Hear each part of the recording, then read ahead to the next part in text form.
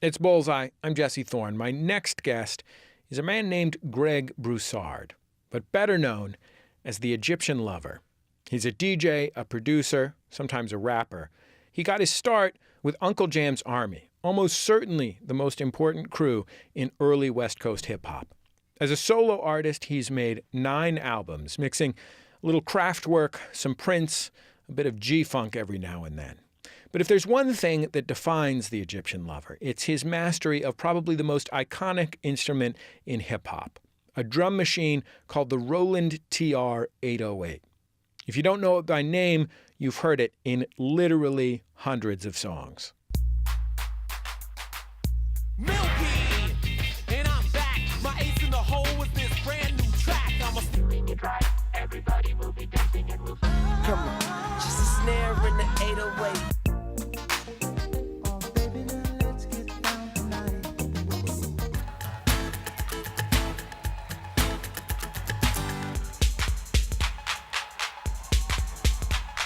Egyptian Lover still performs. He's recording new music, he's touring the country, and wherever he goes, he brings his 808.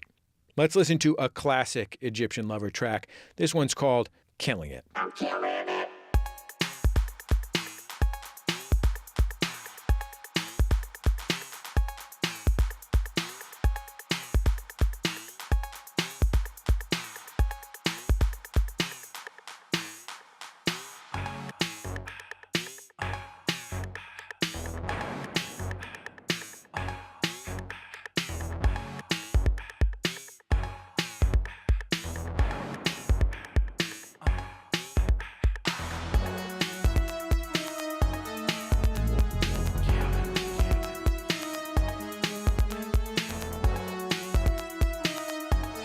Egyptian Lover, welcome to Bullseye. It's great to have you on the show. Oh, man, it's great to be here. So, your instrument of choice, above all else, is a drum machine called the 808. Yes. Can you tell me what that drum machine is first, for folks who don't know?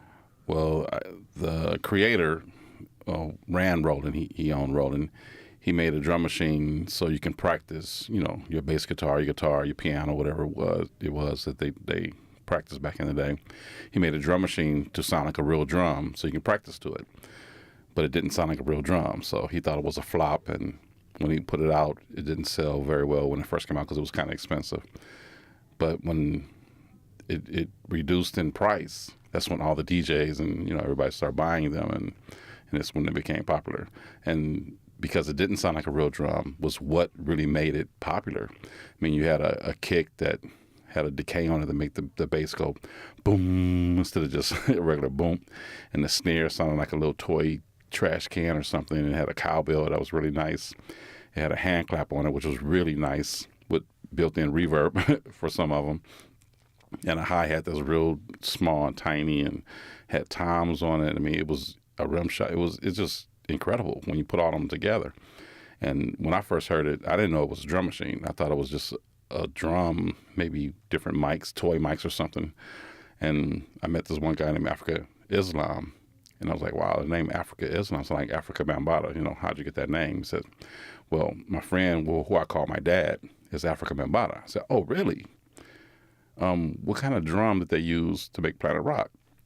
And he said it wasn't a drum, it was a drum machine. I'm like, oh, really? And right then and there, I'm thinking to myself, I need to buy a drum machine. He said, yeah, it's called the Roland TR-808, and they have them down at the music store. So the next day I went to the music store, and the clerk helped me program Planet Rock in the 808. Then I changed the beat and made it sound like a different song. And people start gathering around me in the music store, like, wow, that's pretty cool. And to me, it sounded like another record already. So I bought it right then and there and went home and just programmed it full of beats, brought it to my next party, played it, and everybody went crazy. So you were already DJing by the time you got your hands on that drum machine. I was pretty much the number one DJ in L.A. when I got the drum machine. So the party I did was at the L.A. Sports Arena with 10,000 people, and I played Planet Rock on the breakdown. I played the 808, and I was kind of scared, like, will they keep dancing to a drum machine, or, I'm kind of nervous. 10,000 people and a lot of gangsters in there as well. And when I started the 808, nobody stopped dancing. They kept dancing. And then I changed the beat up a little bit, and they kept dancing. And a few people were saying, what record is that? What record is that? I'm like, yeah, I got them.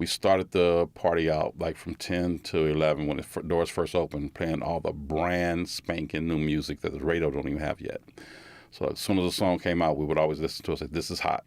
So as soon as the doors open, we'll play this hot beat, this hot record, and everybody's like, what is that? And they walk into the sports arena, and they're hearing this record they never heard before, but it's just jamming. We knew it was going to be a hit.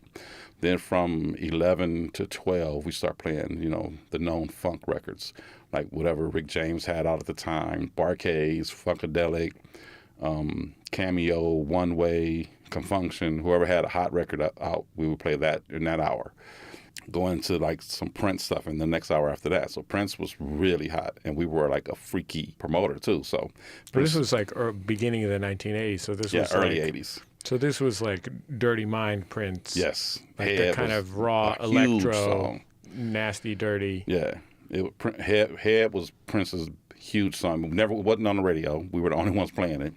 And then the final hour will be the electro hour. We're playing like Planet Rock and Scorpio from Grandmaster Flash and Survival and Murder Rock and Kraftwerk and just up-tempo until the end of the night.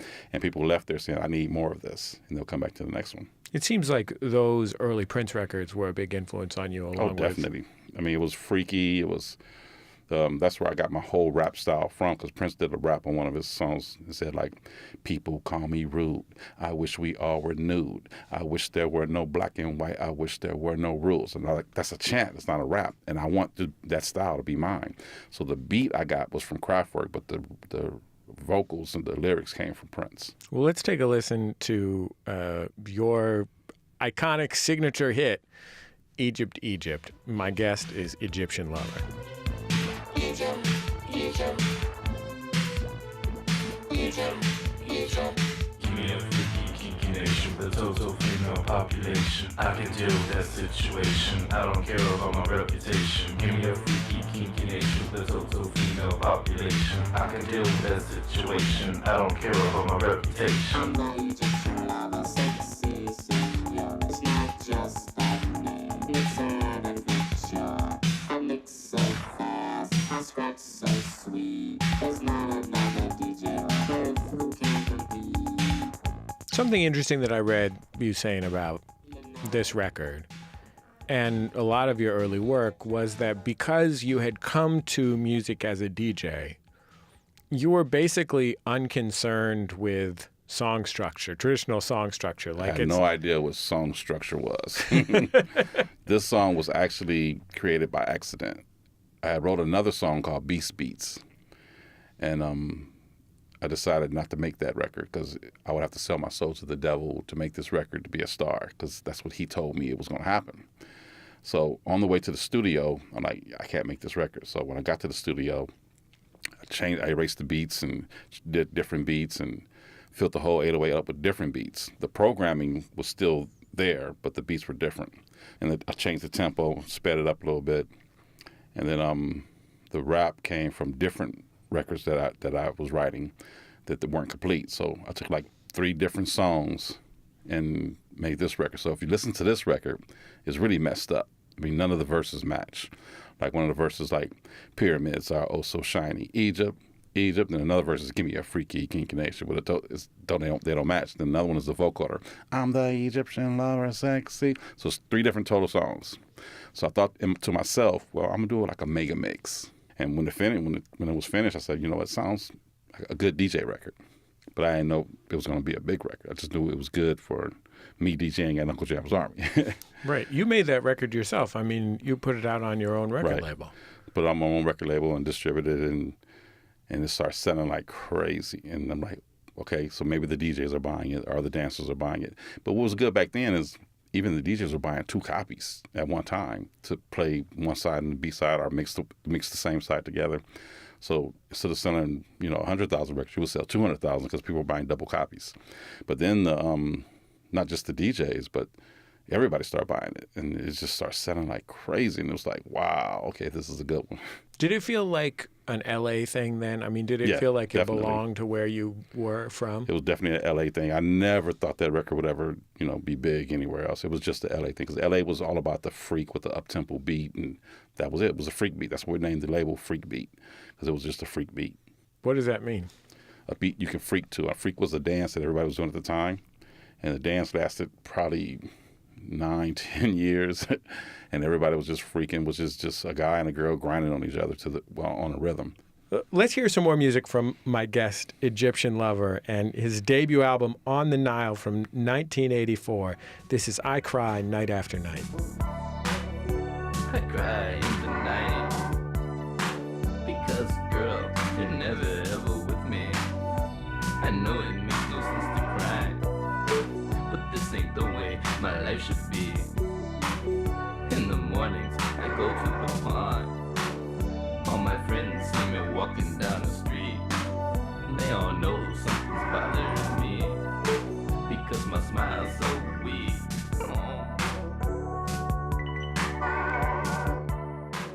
So I heard that this song was inspired by, and I think everyone's out there listening already knows the name I'm going to say, Dean Martin. Definitely. A song that he made called Crying Time. So he was saying, like, in the middle of the day is when I lie, but the middle of the night is when I cry. And I was like, oh, that's so cool. Like, this dude who got all these women, Matt Helm, this player hanging out with Frank Sinatra in the Rat Pack, is crying over a girl. And like, that's cool. I want to do a song like that. And so I went in the studio and did the beat, kind of hard beat, and then I softened it up a little bit and then put the music behind it and did Wrote I Cry. I feel like a lot of musicians get into making music, especially pop music, because they are hoping it will lead to romance. I feel like every one of your records is basically entitled, I am making this song because I'm hoping it will lead to romance. Like, you are leading with the fact that your goal here is to meet somebody. To meet a freak. Yeah. It's different. Meeting a girl and meeting a freak is two different things. You can meet girls all day long, but to meet that freak. As I understand it, the freaks come out at night. Is that correct? Not in L.A. Okay. Day, night, don't matter. The freaks are always out in L.A. What records would you play when you were DJing those Uncle Jam's Armies parties at, for 10,000 people at the LA Sports Arena? Man, so many records. Like Let It Whip was a big song. Hit and Run. Give It to Me, Baby. All Prince stuff, like I said. Irresistible Bitch, Head, Lady Cab Driver, Let's Work. DMSR was big. The Time was big. Get It Up. The Stick was huge. A lot of songs with O'Brien, and also Lady T, and she had another group called Ozone, and they did a song called Jiggalette. That song was huge because it sounded like Square Biz by Lady T, Tina Marie, but she produced this other song, and it was great. So if you can play Jiggalette by Ozone, you'll see what I'm talking about. Well, let's listen to it. Why not? Yes. I'm always down for Lady T.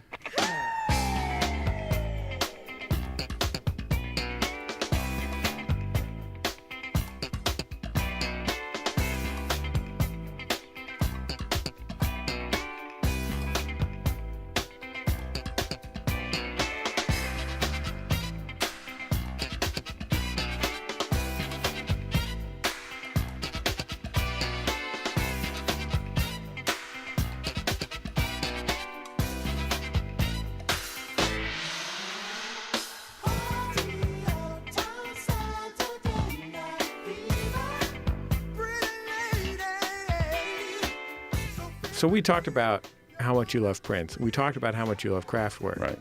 I know that you were hearing Prince on the radio. Mm. Where did you hear Kraftwerk?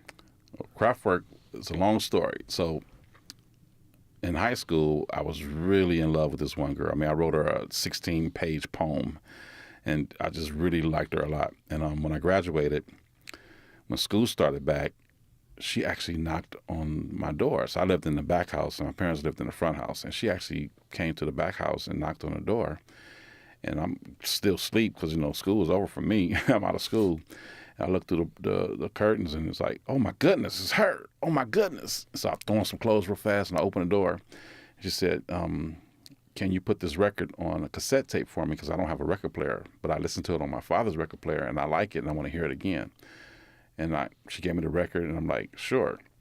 And I looked at the record, and it was kind of weird. These 4 guys, the white guys, they looked like they're in a computer or something. Like, okay.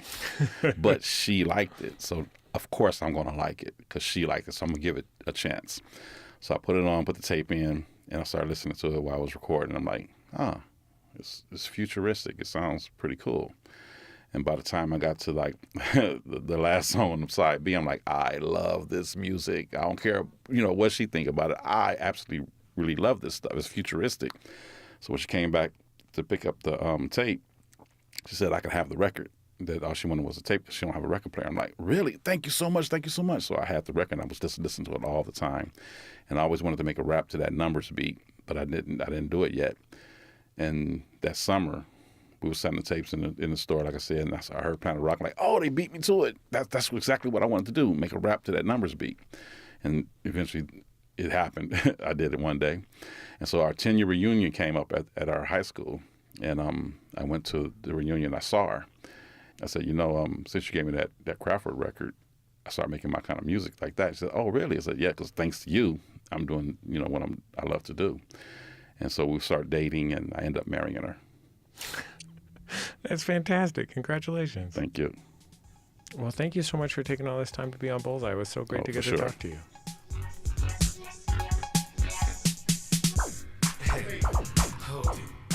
The Egyptian Lover, everyone. Like we said before, he's still performing and recording today. He's got a huge world tour coming up. Dates in Athens and Berlin and Johannesburg and Long Beach. Find out more about them on the Bullseye page at MaximumFun.org.